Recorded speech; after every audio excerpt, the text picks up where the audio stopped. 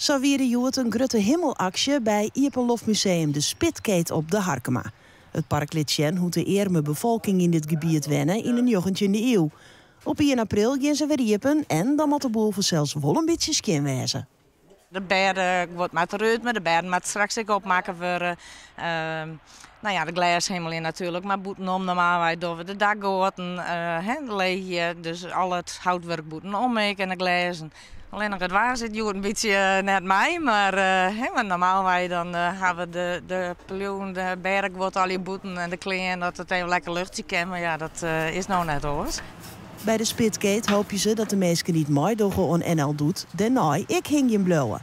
Bij het museum is namelijk verlet van Hansjes. Ik ben verleden die ik kwam, dit is helemaal die. En, ik ben hier nog hier en ik ga hier al van alles dingen en ik vind je zo mooi. Ja. En vooral dat aardig hoort al jaren, dat spreekt me hoor. Ja. Troch het minnewaar koenen Joet net alle werkzaamheden die in worden. Dus hoop je ze op een Harkema op een sneeuwvrije zaterdag.